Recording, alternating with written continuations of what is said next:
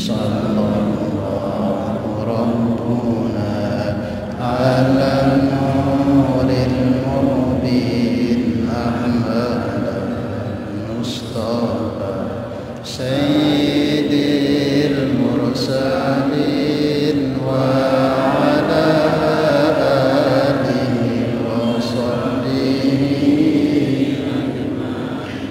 wa ala alihi wa sahbihi ajma'in sallallahu rabbuna ala nuril mubin Ahmad Sayyidil mursalin wa ala alihi wa sahbihi ajma'in wa ala alihi wa sahbihi. Bismillahirrahmanirrahim. Ila hadratin Nabi Mustafa Rasulullah sallallahu alaihi wasallam wa ala alihi wa azwajihi wa dzurriyyatis sahabati wa atba'ihi ila hadrati jami' ikhwanihim al-anbiya wal mursalin wa syuhadaa'is salihin wa khususan al-Imam Muhammad bin Idris Asy-Syafi'i radhiyallahu ta'ala anhum sya'alillahi lahum al-Fatihah. Ya kana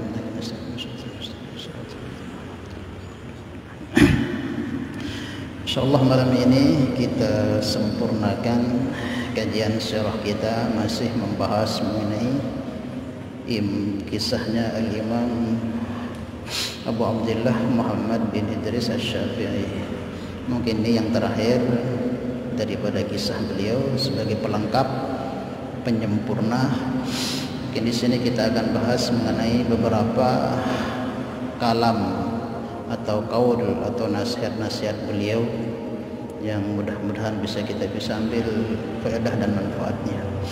Dan mungkin juga nanti sedikit kita ceritakan kisah beliau dengan seorang yang masyhur, yaitu Abu Nawas. Tapi sebelum kita ceritakan itu, mungkin kita bahas mengenai kisah-kisah beliau, mengenai kalam-kalam beliau, itu nasihat-nasihat beliau. Jadi banyak sekali kalamnya Imam Syafi'i ini yang ditulis oleh para ulama dan menjadi pegangan khususnya bagi para penuntut ilmu dan umumnya kepada semua orang. Termasuk di antaranya ada kalam beliau yang mengatakan la yuhibbu atau la tuhibbu man la yuhibbullah. Jangan mencintai orang yang dia tidak mencintai Allah. Ini pendek tapi luar biasa. Jangan pernah mencintai orang yang orang tersebut tidak mencintai Allah Subhanahu wa taala. La tuhibbu man la yuhibbullah. Jangan sekali-kali mencintai seseorang yang dia itu tidak cinta dengan Allah Subhanahu wa taala. Kenapa? Karena kalau dengan Allah saja dia tidak cinta, zat yang menciptakan dirinya, zat yang memberi dia rezeki, nafas, kehidupan, yang memberi dia segala-galanya, yang menciptakannya, kok dia tidak cintai, apalagi kita. Apalagi kita. Allah saja tidak direspon, tidak diperdulikan, tidak dicintai. Zat yang menciptakan dirinya, yang memberi segala-gala kepada dirinya, yang menghidupkannya dan yang mematikannya, dia tidak cintai, apatah dengan makhluknya, dengan hamba-hambanya, dengan manusia. Ini pesan daripada Al-Imam Syafi'i untuk umumnya kita. Agar kita dalam segala apapun ya, utamakan dalam berpasangan, dalam berteman, dalam berusaha apapun itu utamakan yang teman kita itu orang-orang yang mereka itu dengan Allah itu cinta, sehingga apa, perkawanan kita itu nanti memberikan faedah dan manfaat. Jangan sampai sekarang pada diri kita masing-masing terkadang, bahkan kebanyakan pada remaja-remaja kita dan anak-anak kita, banyak sekali mereka mencintai, mengidolakan orang-orang yang tidak kenal Allah Subhanahu wa taala. Contohnya ya pemain-pemain bola, pemain-pemain bala, dan artis-artis Korea yang mereka itu tidak beriman, tidak kenal Allah Subhanahu wa taala, tapi itu yang menjadi kecintaannya para anak-anak kita ini, remaja-remaja kita. Maka ini perlu kita khawatirkan dan takuti, karena Nabi sallallahu alaihi wasallam sabdakan, al-mar'u ma'aman ahabba.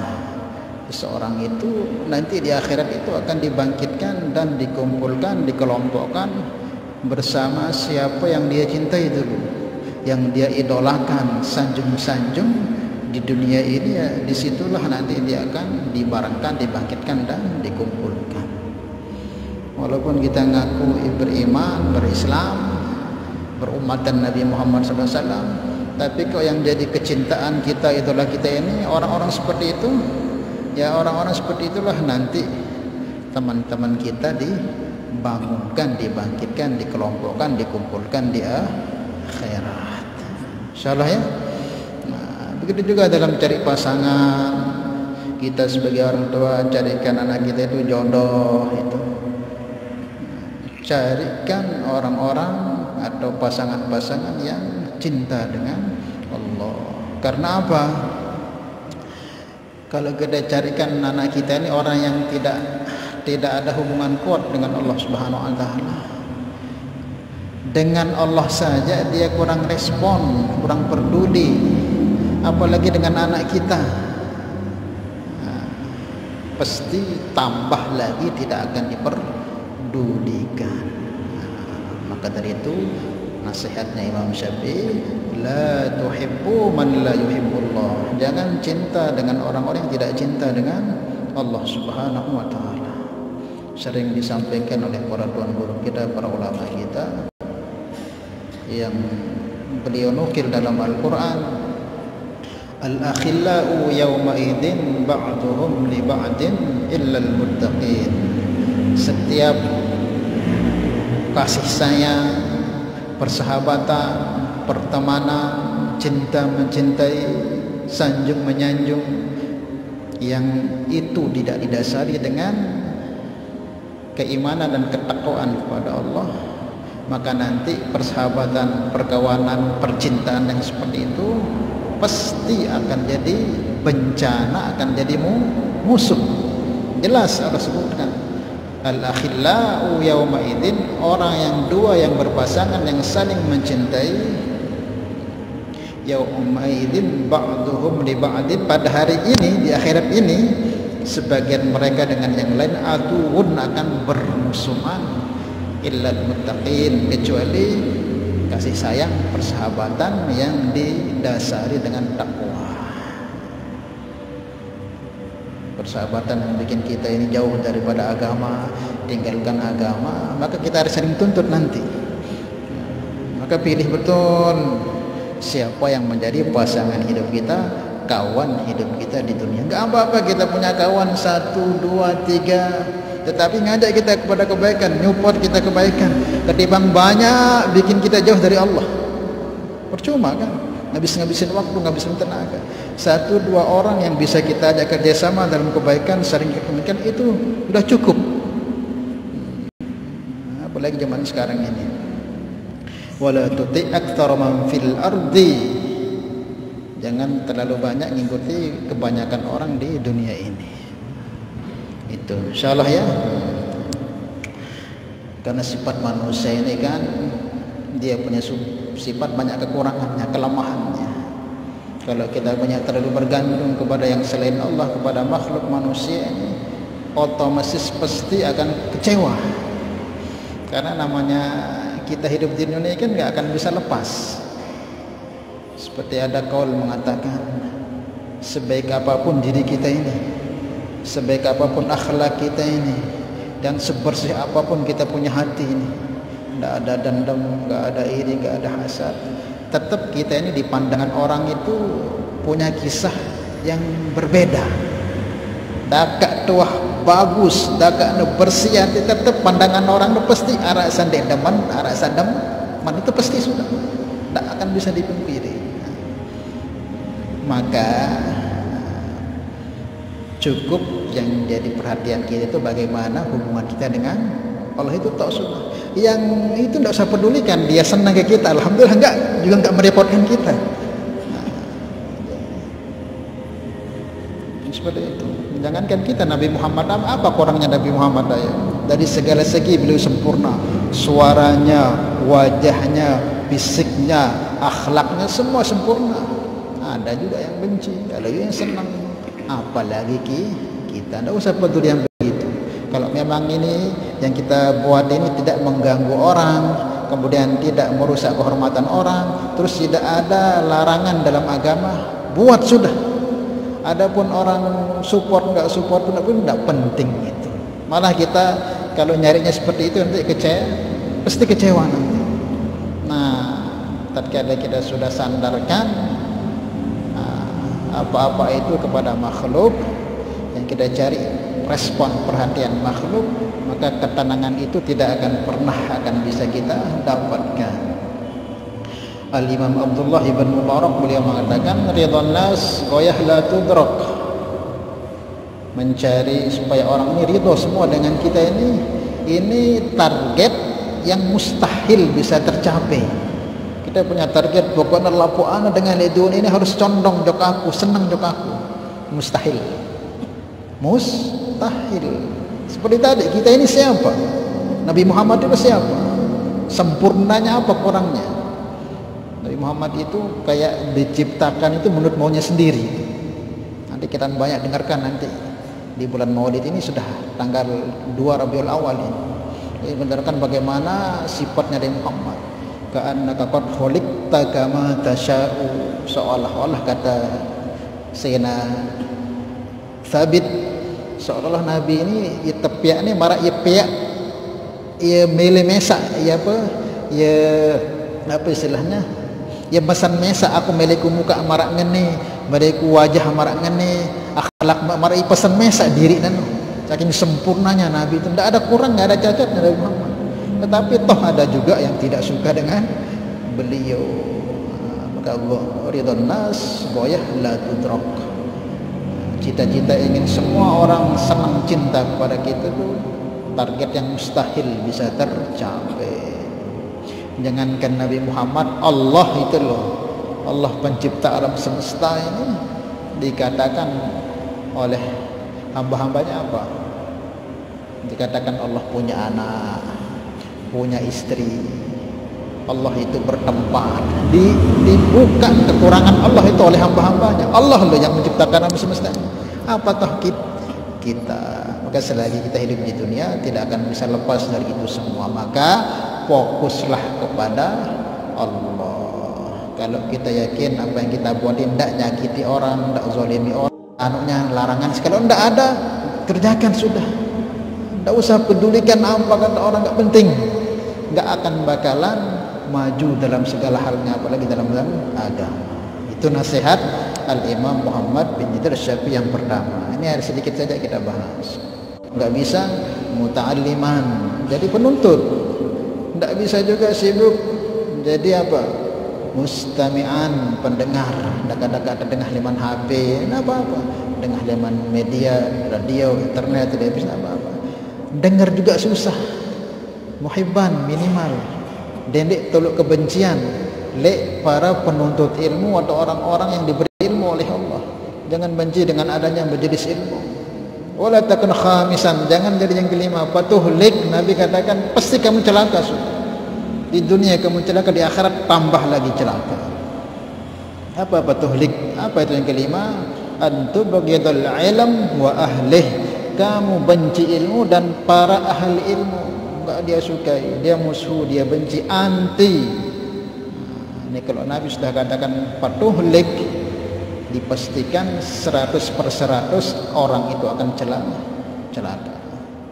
Enggak ada pernah ceritanya orang yang memusuhi orang-orang yang diberikan kelebihan ilmu kok dia mati dalam keadaan kebaikan, itu enggak.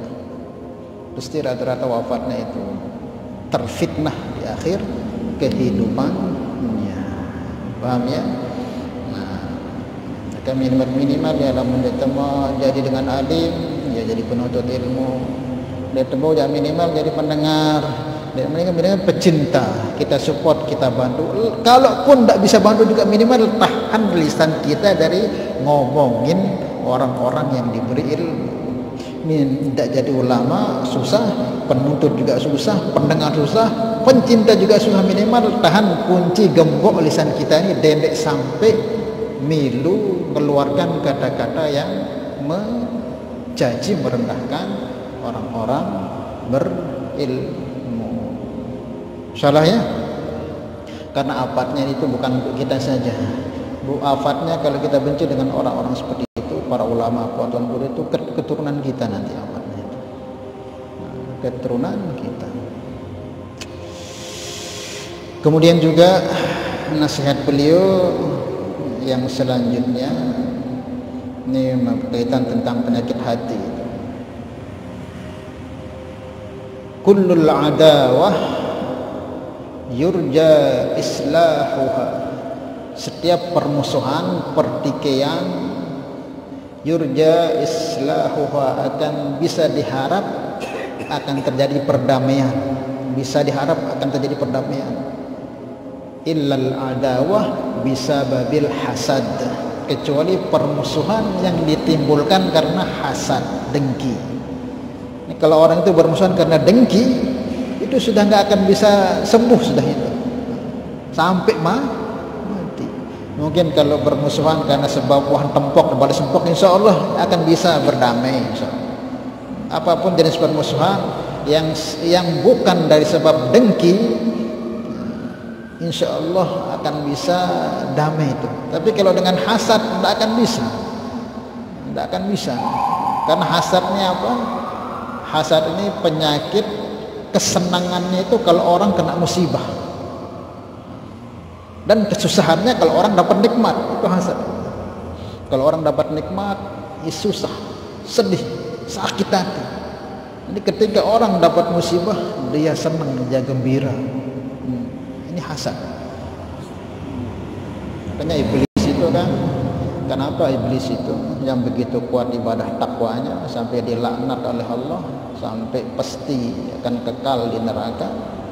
Itu diantara sebabnya itu karena hasadnya dengan Nabi Allah Adam alaihi wa ala nabiyina alaihi wassalatu wassalam. Maka hasadnya perlu. Hasadnya apa? Kalau bahasa kita telonate, dia senang lek dengan sama nikmat. Dan ini penyakit ini semua bisa kena, yang alimnya, yang awamnya, yang pejabatnya, yang apa saja kena itu. Yang alim hasad dengan alim yang lain, yang pedagang hasad dengan pedagang yang lain, pejabat hasad dengan pejabat. Rata-rata itu di setiap profesinya masing-masing, disitulah dia. Tidak ada biasanya orang hasad, orang alim hasad dengan orang awam. Tidak ada, itu ada tapi jarang. Biasanya hasad itu seprofesi, dan ini susah disembuhkan, Maka cara terbaik menghadapi orang hasad itu dendek pedulian, wah, cuekin, wah. Lamun terpedulian, lamun terlawan, ini semakin merapi, wah. Api no lamun wah nyale, biar dia cepat mati, diapain? Hah? Tedoan, wah. Dendek rombok-rombok nah, lamun rombok semakin belik, wah. Itu dengan hasad, wah. Tedoan, wah, tedoan suwe-suwe saja, jangan mati bisa. Tapi kalau kita lawan semakin lama dia. Orang-orang hasad itu cara ngelawannya dendek telengok adean. Lambat laun karena tidak ada makanannya, dia akan redup dan akan mati sendiri. Tapi kalau kita layani dia, kita lawan dia, oh semakin senang, semakin menjadi jadi. Teduk dia membiarkan. Kayak api itu biarkan sudah.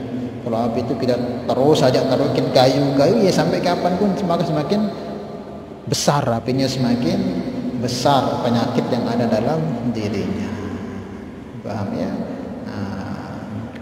Kullul adawah yurja islahuha illal adawah bisababil hasad, kecuali permusuhan, pertikaian yang disebabkan karena hasad, dengki. Insyaallah ya. Maka kita doa kepada Allah agar Allah jauhkan dari kita daripada sifat-sifat hasad. Tapi kecuali hasad yang baik. Ada hasad yang baik namanya ghibthah, yang sering kita dengar itu di Badil Amal itu. Hasad yang baik itu apa? Hasad kepada orang-orang yang diberikan kelebihan daripada ilmu atau harta dengan tanpa merugikan yang memiliki. Ada orang alim, kalau kita orang awam kok iri gitu, sehingga kita ada ghibthah, ada keinginan, hasad, kalau bahasa jeleknya keinginan, sehingga kita apa, semangat belajar, semangat untuk ilmu sehingga kita jadi alim. Itu boleh. Atau kita lihat orang kaya yang selalu berderma menyimpakkan, kok kita hasad, itu boleh. Di dalam artian ya kita semangat lagi berlomba-lomba untuk impak seperti dia, itu boleh. Tapi kalau hasad yang merugikan, hasad yang merugikan itu gimana? Dia tidak suka dan dia usaha menghilangkan nikmat yang ada pada orang itu, baik dia kembali ke dia manfaatnya atau tidak, yang penting ia nongkah nemu sekanok no. Ini hasad yang tidak boleh. Entah nanti nikmat itu mau rebut si ia atau tidak, yang penting kahna berdoa, kahna mau nikmat no ya. Nah, ini hasad iblis itu yang tidak boleh. Hasadnya anak-anaknya Nabi Allah Yusuf kepada anak-anaknya Nabi Allah, siapa namanya, Yakub, kepada Nabi Yusuf alaihissalam. Paham ya? Nah itu sebagian daripada nasihat-nasihatnya Al-Imam Muhammad bin Idris Syafi'i. Satu lagi nih, beliau punya nasihat juga. Ini pakai bahasa Indonesia. Engkau tidak akan mampu menyenangkan semua orang. Oleh karena itu cukup bagimu memperbaiki hubunganmu dengan Allah. Jangan terlalu peduli dengan penilaian manusia. Hampir sama dengan yang tadi itu. Hampir sama dengan yang tadi itu. Wallahu a'lam bishawab. Paham salah ya? Kurang lebihnya seperti itu. Nah, iya gimana?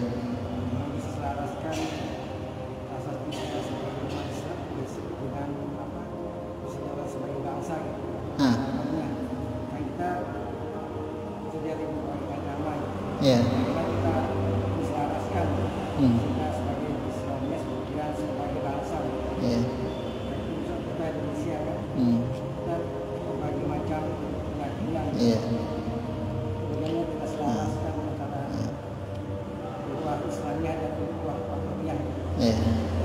Memang ya kelihatlah kehidupan Nabi.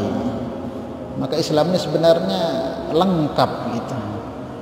Kita diperintah hubungan baik dengan sesama Islam kita. Itu namanya hubungan antar kita ini beragama, hubungan sesama Muslim kita ini. Ada namanya hubungan sesama kita ini adalah makhluk ciptaan Allah, bukan hanya kepada manusia, termasuk kepada semua apa yang diciptakan Allah. Allah itu melarang kita mau buat kerusakan apapun itu, walaupun kita punya. Ini kita punya HP, ini kita punya HP masih baru kita rusak. Agama melarang, walaupun ini benda mati. Kita punya rumah bagus-bagus, kalau kita rusak tanpa sebab, dilarang. Ada tumbuhan hidup, kemudian kita rampas tanpa keperluan untuk ngasih makanan, kita rampas sengaja gitu, haram, hukumnya nggak boleh. itu yang bukan manusia, apalagi manusia tentunya, tapi ada batasannya. Bukan berarti orang nyembelih kambing di Idul Adha itu berarti zalim, enggak. Memang ada makhluk-makhluk yang diciptakan untuk seperti itu. Maka kita sebagai seseorang muslim, ya tentunya sesama muslim kita tetap kita saling menghargai, saling mencintai. Adapun mungkin nanti berbeda pendapat dalam apanya itu, enggak apa-apa. Zaman sahabat juga antar sama sahabat itu banyak ikhtilaf. Cuman ya karena kita jauh dari bimbingan Nabi, ya ikhtilaf kita ini ya kita jadikan musuh. Kita jauh daripada akhlaknya para sahabat dan para nabi. Adapun hubungan dengan sesama kita yang beda agama gimana? Tetap harus baik. Dengan artian kalau dia tidak menyakiti kita, membolimi kita, tidak mengambil hak kita, tidak boleh kita melakukan kezaliman. Zaman Nabi itu ketika Mekah sudah dikuasai, Fathu Mekah, tapi masih banyak orang-orang musyrik di situ, orang kafir Quraisy. Ada orang kafir Quraisy itu diambil hartanya oleh orang Islam, orang sahabat di situ itu. Sementara itu sudah dalam tanggungan orang Islam itu, dia tidak memerangi orang Islam, sudah bayar upeti pajak, tapi tetap aja diambil hartanya. Maka dilaporkan, ya Rasulullah, ada sahabat engkau yang mengambil hak milik hartanya orang kafir. Sementara orang kafir ini sudah berdamai dengan orang Islam, tidak memerangi orang Islam, sudah bayar upeti, pajak dan sebagainya. Maka Rasulullah suruh panggil dan dimarahi sehabis-habisnya oleh Rasulullah. Kecuali nanti kalau ada memang orang-orang kafir yang menindas orang Islam, memusuhi, membanting, menistakan agama, itu tidak boleh kita diam itu. Kalau kita diam, diragukan keislaman kita. Tidak boleh kita diam kalau ada orang-orang kafir yang seperti itu. Tapi kalau tidak ada masalah apa-apa, ya tidak boleh. Tiba-tiba kita bakar rumahnya orang kafir, kita bakar rumahnya orang hidup tanpa ada sebab, haram. Tapi dia orang kafir, daka statusnya, walaupun dia kafir, dia tetap hamba Allah ciptaan Allah yang nggak boleh kita sakiti. Jangankan manusia, binatang saja gitu. Anjing ini kan najis. Kok tiba-tiba anjing lewat kita tebus, kita bunuh, kita apa? Haram, dosa besar kita itu. Nggak boleh. Paham ya? Jadi seperti tetap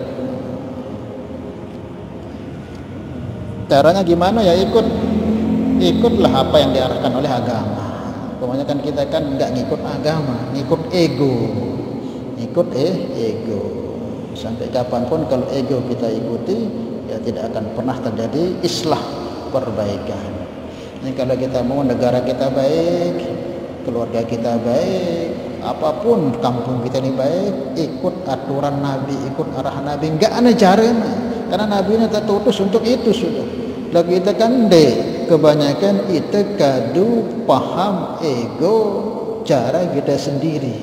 Malah apa yang diarahkan Nabi itu kebanyakan kita tolak. Ya sampai kapanpun ya tidak akan bisa terjadi perbaikan.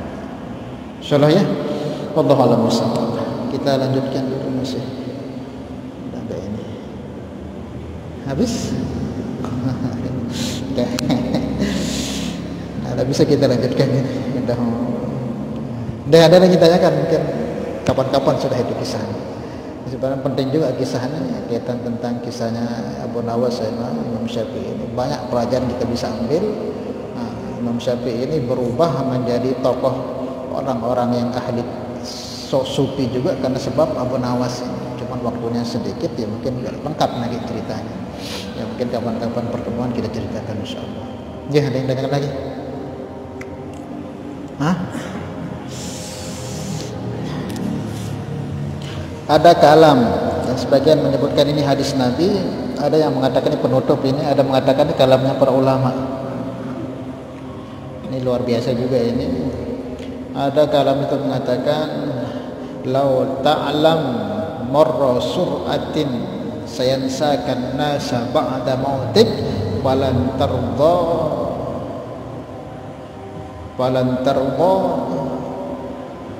anta'is, kamu tidak akan hidup di dunia ini kecuali hanya untuk meridhokan Tuhanmu. Lau ta'lam marra sur'atin sayansakan nasa ba'da mautik falan ta'ish litarda ahadan siwa rabbik. Kalau kamu itu tahu betul bagaimana cepatnya manusia itu melupakan kamu ba'da mautik, selepas mati kamu, begitu cepatnya orang itu lupa le ide, entah ya anak te, sanenak te, batur te, bos te. Ketika kita mati itu lupa jok ide. Falan ta'ish litarda ahadan siwa rabbik. Kamu tidak akan mau hidup di dunia ini kecuali hanya untuk ridha Allah saja. Sudah. Kalau kamu tahu, jangankan kita mati, kita kena musibah saja, kita sakit, kita bangkrut, yang dulu orang-orang yang dekat dengan kita, yang sejawat dengan kita, yang makan minum kemana sama kita, kita masih hidup doang. Tatkala kita bangkrut, sakit dua teluah mulai tinggalkan itu. Dulu ketika saya sukses punya jabatan, lapu aneh ngaku bersemeton, akrab dekat. Ketika kita bangkrut, satu persatu ninggalkan kita. Ketika kita sehat bugar, luwek datang untuk balik itu ngaku sahabat dengan ini. Tatkala kita sakit, satu persatu ninggalkan kita. Tatkala kita masalah, satu persatu tinggalkan kita. Dendek mantap mati, masih hidup kan luwek ngeno sifat manusia memang ngeno. Malah kok lamun tahu sifat manusia marang ngene ini, falan ta'is litarda ahadan siwa rabbik, maka dendek hidup di dunia kecuali untuk ridha Allah subhanahu. Tok sudah. Karena Allah tidak akan pernah lupa dengan kita. Kita bahagia, kita susah, kita mati, kita dikubur, kita disirat, kita sampai kita mati, sampai surga atau neraka, Allah enggak pernah tinggalkan kita. Nah, kalau kita tahu itu ya enggak usah sudah pedulikan apa, cukup Allah. Maka nanti hidup kita itu bahagia tenang. Bahagia tenang. Tembik tu boleh susah hidupnya karena loe berharap bergantung te searat makhluk manusia. Mereka terbantu dengan mati-mati yang ternyata ia sakhianat le itu. Ia sak terbantu habis-habisan terperjuangkan bank tengelor legu. Ia sak membelot membangkang le itu. Itu memang sifat manusia. Dia tidak salah ni salaan diri tu. Tembik terbergantung le. Ia salaan diri itu kan Allah sebut sifat manusia marangan no. Lagu masih doang terbergantung le ia salah termesak. Maka kalau mentuah tahu marangan dono. Ya dia bergantung penuh seutuh-utuhnya le makhluk entah le semama atau le sinak atau le siapa pun dia cukup dia saling bantu karena perintah Allah. Lagu sebegantung sesungguhnya dendek kecuali ke Allah pasti dia ada kecewa, pasti dia ada bermusuhan, pasti dia ada jengki, dia ada ida hasad dan sedak amalan tu anta wah keduan bantuan anta le aku sebab ni jadi ngene-ngene ke cuekan hilang amal kita itu. Karena kita sebut sudah kebaikan hangus sudah. Uruan teduan beramal aku buai. Supaya bagaimana caranya? Makanya buat kebaikan tetap bergantungnya kepada Allah. Sehingga apa terjadi nanti? Wah, aku piakno karena Allah bukan karena yang lain. Selamat. Lamun dek ngeno rugi dunia itu, rugi akhirat. Insyaallah deh. Wallahu a'lam bishawab. Mudah-mudahan sedikit di kisah penyempurna daripada Imam Syafi'i ini bermanfaat kepada kita untuk kita bisa amalkan dan sampaikan. Al-hadhiniyah al-Fatihah. Bismillahirrahmanirrahim. Alhamdulillahirabbil alamin. Iyyaka na'budu wa iyyaka nasta'in. Ihdinas siratal mustaqim. Shiratal ladzina an'amta 'alaihim. Salatullah salamullah la taha salatullah salamullah ala yasin habibillah tawassalna